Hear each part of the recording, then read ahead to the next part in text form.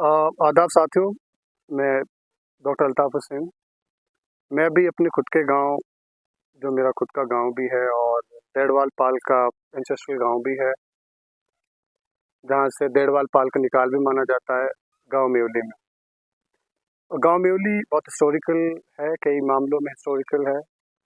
पहले तो एक बहुत पॉपुलर कहावत है मेवली के बारे में, जैसे मेदा से है मेवली वैसे विक्रम से उज्जैन। तो इसी से पता चल रहा है कि मेवली बहुत हिस्टोरिकल गांव इसलिए कि मेदा के नाम से, ज़्यादा मेदा के नाम से जाना जाता है, और जैसे विक्रम से उज्जैन जाना जाता है उसी तरह से मेदा से मेवली जाना जाता है। दूसरा, मेवली इसलिए भी इम्पोर्टेंट है क्योंकि मेवली देड़वाल पाल का इंसेस्ट्रल गांव है, जो ये आप देख भी सकते हो मेरे साइड में। ये अरावली के बिल्कुल तलेटी में बसा हुआ गांव है। आ, तो ये एंसेस्ट्रल गांव है देड़वाल पाल का। और देड़वाल जो टर्म भी है वो निकली भी यहीं से है, क्योंकि जो देड़वाल शब्द है ये डहर से निकला है। मैं आपको दिखाऊंगा, ये वाला एरिया जो है वो डहर का है। तो डहर से देड़वाल बना है।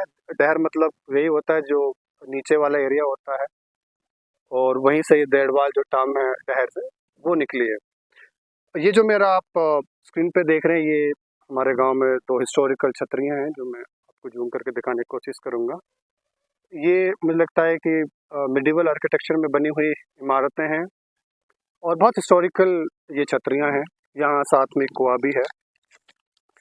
तो मैं कहना ये चाह रहा था कि मेवली जो गांव है, उसका अगर आप जग्गा रिकॉर्ड उठाएं मेवली गांव का, तो उसमें क्लियरली लिखा है कि ये गांव जो है मेवा सिंह हुआ करते थे, जिनके पास 52 खोयरी या सेटलमेंट जो है वो उनके अंडर कंट्रोल में। तो उसमें से मेवली भी एक गांव था। खास बात है कि जो हमारे कई गांव खोयरी के नाम से भी जाने जाते हैं। खोयरी का मतलब एक्चुअली सेटलमेंट होता है, जो अलग अलग बड़े जमींदारों को दी जाती थी, उन्हीं को सेटलमेंट कहा जाता था। और वो उस वक्त मेवा सिंह के अंडर में जो है 52 सेटलमेंट्स थी, 12 जो है खोयरी उसके अंडर कंट्रोल में, तो उसमें मेवली भी था। तो मेवली के साथ मेवा सिंह जो है वो जुड़ा हुआ एक बड़ा नाम है, जिसके तहत 52 सेटलमेंट जो है वो आते थे। अगर आप इन छतरियों को देखें तो ये मिडिवल आर्किटेक्चर में बनी हुई छतरियाँ हैं। ऊंची हैं, काफ़ी ऊंची हैं, और एक छोटी एक थोड़ा साइज में बड़ी है। और ये एलिवेटेड है, मतलब ऊंची हैं, साथ में ये बल्बनुमा इसकी गुंबद है। और अगर आप इसके आर्क देखें जिस स्टाइल में बना हुआ है, तो वो मोरलेस नुकीला है।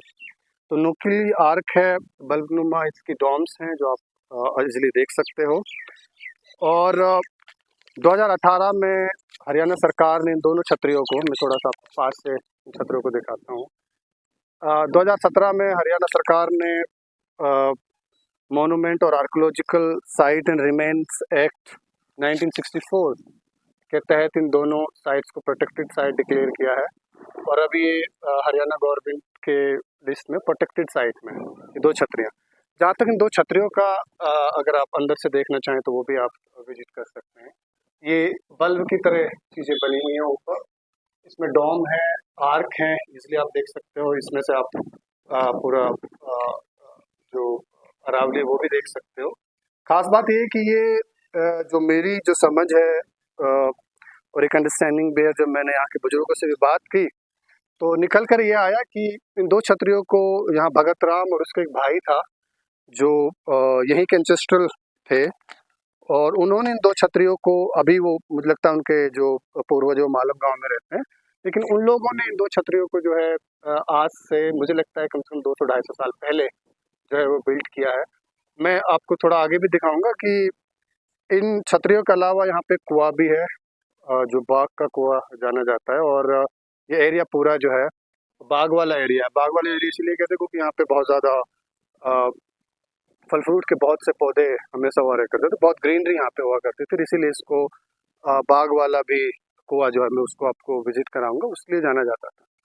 तो ये दो छतरियाँ हैं, बहुत हिस्टोरिकल है, मिडिवल आर्किटेक्चर में बनी हुई है, डोम है, आर्क इसमें बना हुआ है, बहुत खूबसूरत भी। और मुझे लगता है कि सुंदरता के अलावा अगर आप यहाँ कभी आप 2 मिनट बैठे तो यहाँ बहुत ठंडी हवा भी आपको दिखाई देगी। तो मेवली गांव सिर्फ इसीलिए पॉपुलर नहीं है कि ये देड़वाड़ों का गांव है या देड़वाड़ों का पूर्वजों का गांव है, यहीं से देड़वाल जो है पाल जो है वो बनी। ये साइड में अगर आप मेरे देखें तो ये डहर है, इस डहर की वजह से देड़वाल जो पाल है उसका फॉर्मेशन हुआ। और ये इस गांव में जब आप कोटला की तरफ जाएंगे तो ये दो छतरियाँ इस गांव की खूबसूरती को चार चांद लगा देती हैं, जो यहाँ के बनिया लोगों ने, मुझे लगता है, रेस्ट करने के लिए, लोगों के विश्राम करने के लिए इन चीज़ों को बिल्ड किया होगा। अभी ये काफ़ी हद तक प्रोटेक्टेड हैं, अच्छी शेप में भी हैं, और मिडिवल आर्किटेक्चर में ये जो है पूरा मोनूमेंट जो है वो बने हुए हैं। तो मैं अब चाहूँगा कि आप लोग सिर्फ छतरी के अलावा जो यहाँ, क्योंकि सिर्फ ये एरिया छतरी के लिए पॉपुलर नहीं है, बल्कि यहाँ पे एक बाग वाला कुआं भी है, जिसकी वजह से ये एरिया जो है वो पॉपुलर है। तो साथियों, अगर आप देख सके तो इन छतरियों के बिल्कुल पास में ही ये बाग वाला एरिया है। अभी यहाँ पे अच्छी जो है ज्वार बोई हुई है लोगों ने, यहाँ पे घर भी बन गए हैं। पहले यहाँ कुछ नहीं था, मुझे अभी भी याद है कि यहाँ ये घर और ये सब कुछ भी नहीं होता था। और हमारी माएँ बहनें, मुझे अभी भी याद है कि हम यहाँ बहुत पानी भरने आते थे, और हमारी माएँ यहाँ बहुत पानी भरने आते थे। हमारा पूरा परिवार यहाँ जो है, हमारा यहाँ खेत भी है, तो लोग यहाँ हमेशा आते रहते थे, औरतें खासकर यहाँ पे आते रहते। तो ये बाग वाला कुआं है।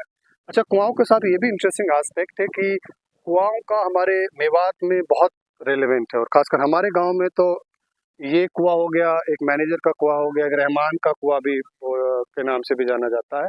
ये कुआं एक तरह से लाइफलाइन रही है मेवात के लिए। मुझे अभी भी याद है कि हमारी माएँ पानी पीने के लिए, पानी जो हम पीते थे, यूज़ करते थे, वो इन सब कुआओं से ही जो है वो जाता था।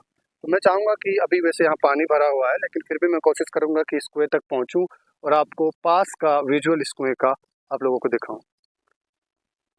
साथियों, ये वो कुआं है जिसको हम बाग वाला कुआं के नाम से भी जानते हैं। बहुत हिस्टोरिकल है। मुझे अभी भी याद है कि हमारा बचपन इसी कुएं के आसपास जो है वो गुजरा है। हमारी माँओं की पूरी ज़िंदगी इस कुएं के आसपास गुजरी है। अभी भी अच्छी खासी शेप में है ये कुआं। मैं चाहूँगा कि थोड़ा सा इसको अंदर से भी आपको दिखाने की कोशिश करूँ। बहुत डीप है, अभी इसमें पानी, थोड़ा गंदा पानी भरा हुआ है।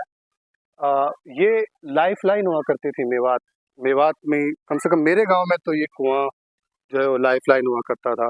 बहुत हिस्टोरिकल कुआं है ये भी, कम से कम 200-300 साल पुराना है, क्योंकि हमारे पूर्वज बताते हैं कि बहुत पहले से कुआं रहा है। और ये कुएं मेवात मेवली गांव के लिए कम से कम एक लाइफ लाइन की तरह हमेशा रहे हैं। तो ये इन छतरियों के अलावा जो इसके बिल्कुल पास में ये जो कुआं है, वो भी बहुत हिस्टोरिकल है, और इसको भी हरियाणा सरकार ने प्रोटेक्टेड जो साइट है हरियाणा सरकार की, उसमें इसको लिया हुआ है। तो खास एंड में मैं यही कहूँगा कि जो मेवली गांव है, ये मेरा खुद का गांव है। डेढ़वाल पाल का जो है गांव है, यहीं से पूरी डेढ़वाल जो पाल है उसका निकाल हुआ है। और मेवा सिंह एक वक्त पर यहाँ 52 खोरियों को जो है वो कंट्रोल करता था। फिर यहाँ मेदा नाम के बहुत बड़े सूरवीर जो हैं मेवली गांव में जो है वो पैदा हुए, और उसी की वजह से आज भी मेरा गांव मेवली गांव बहुत पॉपुलर है मेवात के इतिहास में। और जब मेवात के ऐतिहासिक गांव की जब चर्चा होती है तो सरहेटा हो गया, कोटला हो गया, बाकी गांव हो गए, उसमें नुहू के आसपास घासेड़ा हो गया, उन सब में मेवली गांव का भी नाम जो है वो पहले नंबर पे आता है। तो एंड में मैं यही कहूँगा कि मेरा खुद का गांव है, बट बहुत हिस्टोरिकल है। और इस गांव को मुझे लगता है कि अगर आपको और जानना है तो मेरी कोशिश रहेगी एक दो ब्लॉग बनाने की, गांव के पूरे इतिहास को जो है वो हम लोगों तक पहुंचा सकें। आप सबका मेरे साथ जुड़ने के लिए बहुत बहुत शुक्रिया। बाकी आप चाहें तो अरावली के ये जो विशेष अरावली के एरिया के जो आसपास ये पूरी अभी ग्रीनरी है मेवात में, और मेवात कैसे आज हरा भरा है, और ये हमारे गांव, मुझे अभी भी हर एक चीज़ इस गांव की याद है। गांव में किस तरह हमारा बचपन गुजरा, यहाँ किस तरह हमारा खेल कूद में वक्त गुजरा, और कैसे हमें अपनी माएँ और बहनों के साथ हमेशा पानी भरने के लिए, और पानी भरने के लिए हमेशा यहाँ पे आते थे, और कैसे औरतें दो दो मटके सर में रखते हुए जो है पानी घर पे ले जाया करती थी, और फिर उसको किस तरह से यूज़ किया जाता था। आप सबका मेरे साथ जुड़ने के लिए बहुत बहुत शुक्रिया।